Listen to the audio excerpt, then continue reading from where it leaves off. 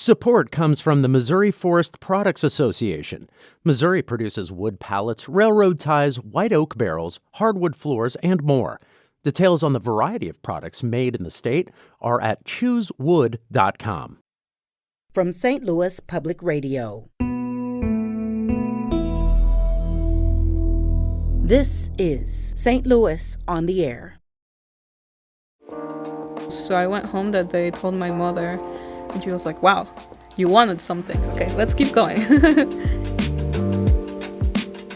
Sleep well overnight, just unwinding your mind. And usually after you finish your game, you don't want to do much. One round every day, and we have a rest day in the middle.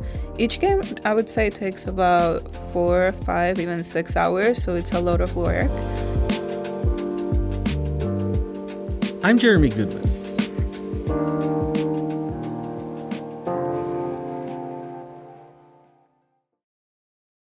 Thalia Cervantes Landeiro was born in Havana and moved to St. Louis to pursue her dreams of becoming a professional chess player. At 19, she holds the title of Grand Master. She's a student at St. Louis University and, of course, a member of its chess team, which is doing pretty well. It won 2 major championships this year. That's the Pan American Collegiate Championship in January and then the President's Cup in April. Thalia was the top female at the Continental Chess Championship in El Salvador earlier this year. Also, it's been a big 2022 so far, and this week she competes in the U.S. Girls Junior Championship at the St. Louis Chess Club. Chess Grandmaster Thalia Cervantes Landeiro, thanks for joining the program. Thank you so much. It's a pleasure to be here. How did you get into chess in the first place? I started playing chess in Cuba when I was a child. I think it was just all around me in general. Chess is a big part of our culture. Especially because the third world champion was from Cuba.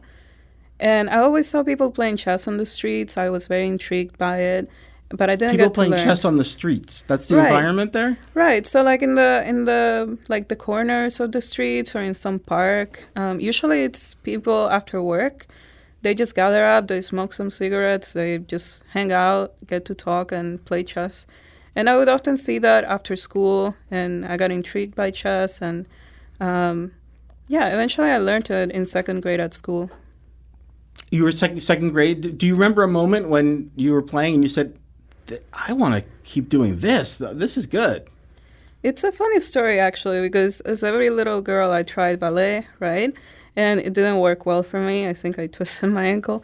Then I tried painting, and it also didn't work out. So I was trying out a few different paths, right? And it seemed like none of them worked out. And this is at a pretty young age, though, right? We're talking about seven or 8?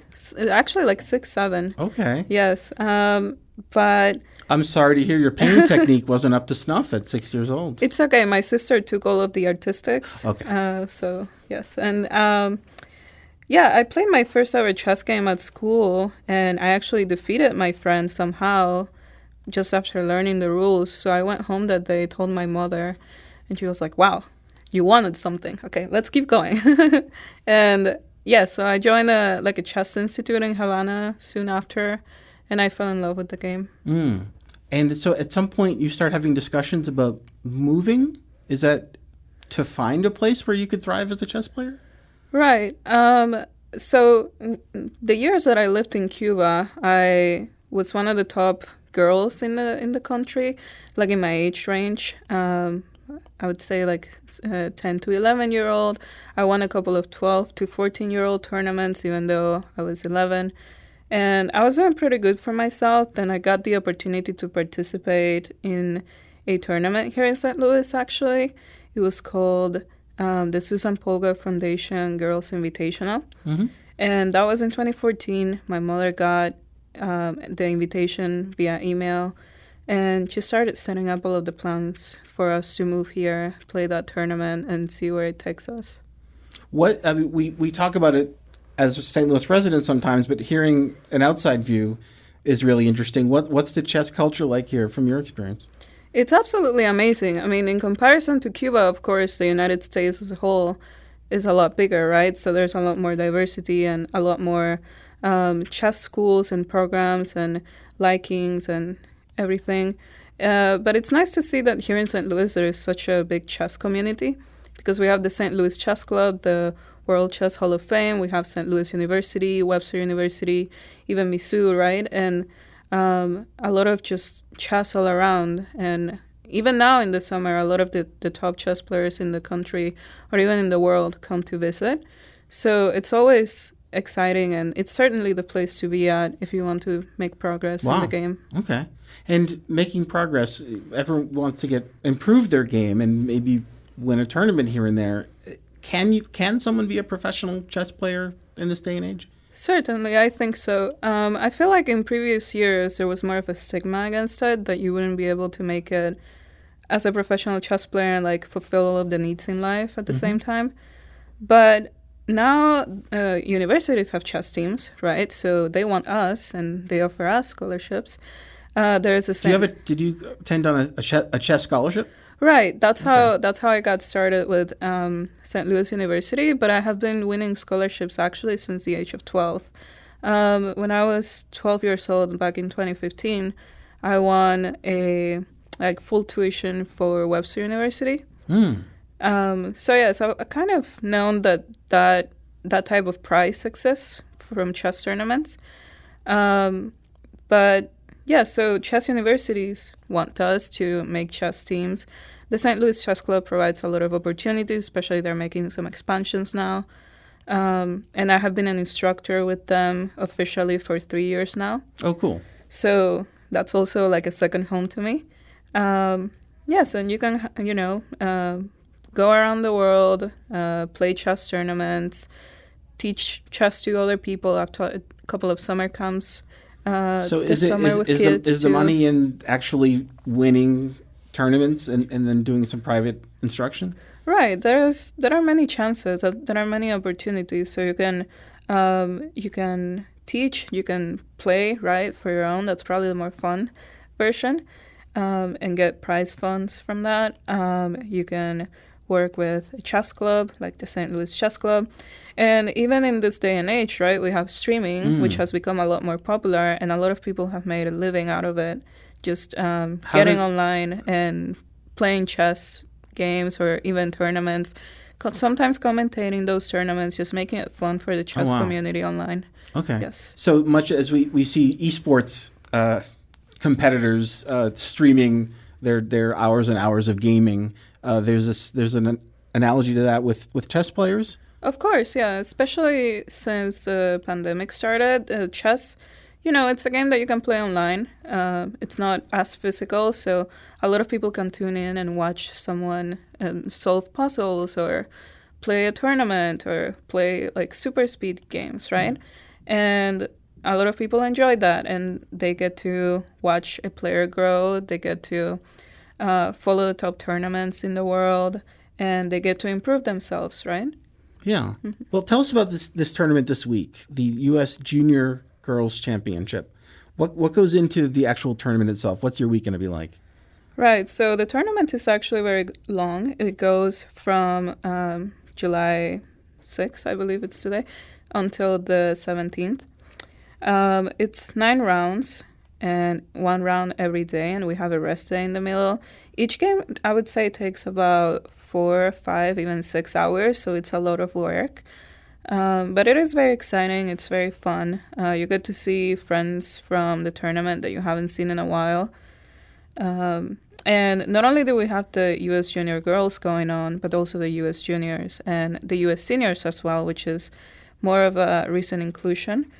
And you also, just get the top, junior players and senior players in the country, which, they're also just top players in general as well.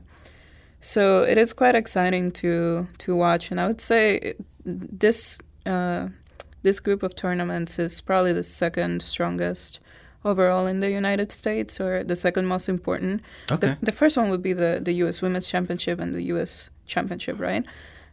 Which is just out of all ages, the top players in the country, sorry. So yes, it's always very fun, very exciting. This is my last year, so I'm really hoping that I can do well.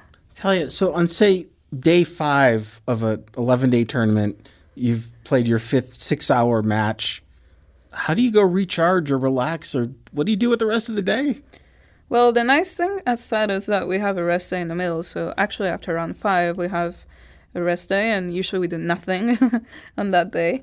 One of those days where doing nothing is very important. Right.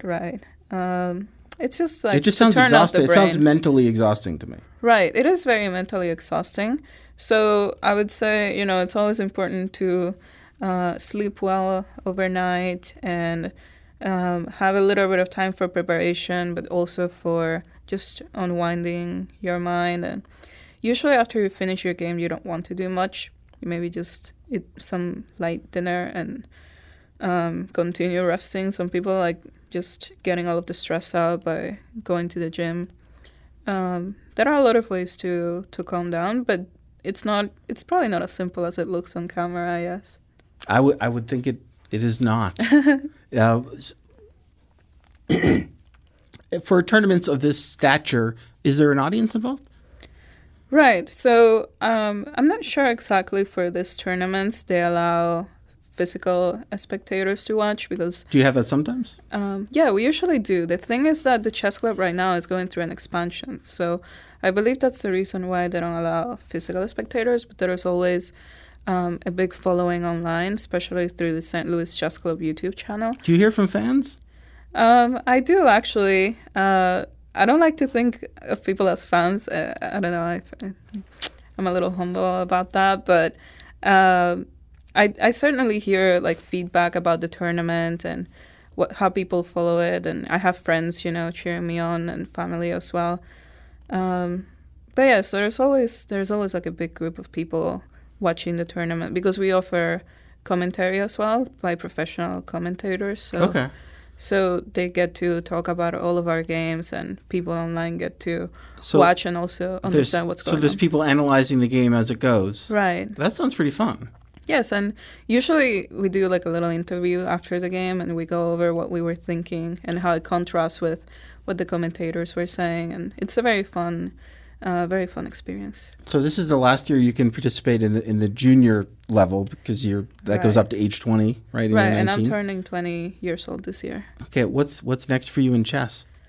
I'm not sure exactly, right? I don't like to have set plans because there are always things coming along the way. But I'm going to try and have fun as much as I can. Of course, I'll be busy most of the year with my school, right, at St. Louis University.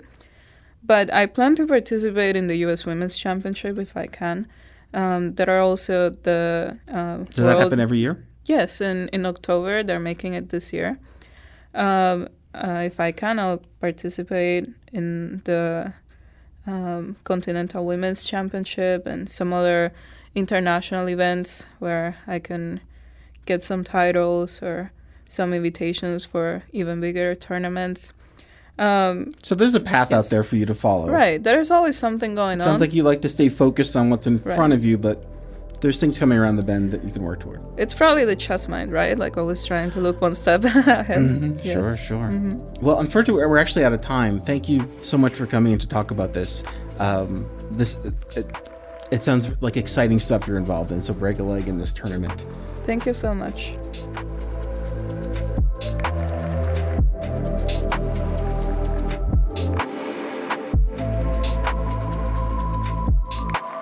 This episode was produced by Maya Norfleet.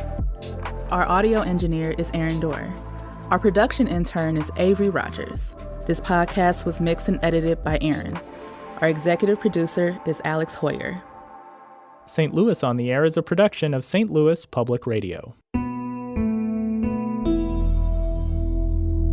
Understanding starts here. Our podcast proudly supports St. Louis artists by using music from Life Creative Group. Do you find yourself regularly listening to episodes of St. Louis on the Air? Suggest us to a friend you think might enjoy our conversations. And leave us a review and rating on Apple Podcasts on the App Store. It's the simplest way to help people discover our show. Thanks. St. Louis Public Radio is a member-supported service of the University of Missouri St. Louis.